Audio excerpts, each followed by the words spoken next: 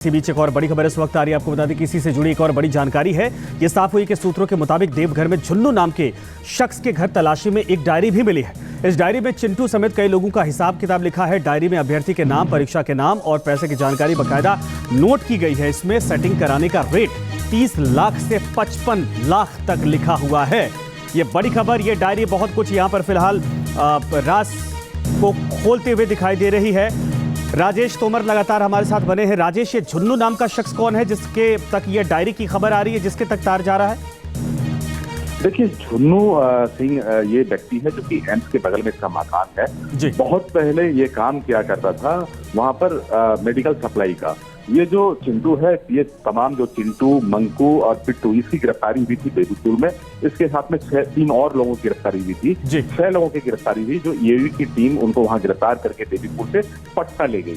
पटना पूछताछ में जो चिंटू से पता चला है कि ये जो झुन्नू सिंह है, झुन्नू सिंह से वहां के जो इनके एक मित्र थे मंकू को वो जानता था। मंकू वहां पर एम्स में गार्ड के तौर पे काम किया करता था और पिछले वहां पर 2 साल से काम किया करता था। जब लोग यहाँ से भागकर वहां देवीपुर पहुंचे तो मंकू यानी कि मंकू अपने रूम में ठहरा और ये जो घर है वो झुन्नू सिंह का है। तो झुन्नू सिंह की कितनी संलिप्तता है वो अभी नहीं कहा जा सकता, लेकिन देवघर एसपी को जो वहां पर सूचना दी गई कि 6 लोगों की अरेस्टिंग हुई है। ये तमाम लोग झुन्नू सिंह के घर से मिले हैं और वो तमाम लोगों को ईओयू की टीम गिरफ्तार करके शास्त्री नगर थाना पटना ले गई है और पूछताछ लगातार वहां। राजेश, एक चीज और कंफर्म करिए, इस डायरी में हिसाब किताब तो लिखा है कि 30 से 45 लाख के बीच में ये डील होती, पर एक तरह से कहा जाए कि जो कैंडिडेट है, लेकिन क्या छात्रों के नाम भी बाकायदा, उनके एड्रेस वगैरह सब कुछ लिखे हैं? क्योंकि अगर डायरी मेंटेन की जा रही, इसका मतलब ये पूरा नेक्सस बाकायदा प्लान करके काम कर रहा था। जो इकोनॉमिक ऑफेंस यूनिट है पटना की, उनको जरूर जानकारी मिली होगी, क्योंकि जब गिरफ्तारी हुई है और चिंटू उसमें से कहीं ना कहीं एक बहुत मजबूत कड़ी है, क्योंकि चिंटू के ही मोबाइल पर पत्र भेजे गए थे और चिंटू वहां पर जो कैंडिडेट थे जिनसे कि 35 लाख से 50 लाख रुपए तक की वसूली हुई थी, उनको वो क्वेश्चन रिलीज कराया गया था और आंसर शीट दिए गए थे, उनको रटवाया गया था। इसमें चिंटू की संलिप्तता बिल्कुल सामने आ रही थी। तो ऐसे में चिंटू जितने पैसे तसीले, उसके डायरी में जो जो लोगों के नाम जिक्र जो वहां पे चर्चा है, वो तमाम लोगों से पूछताछ होगी।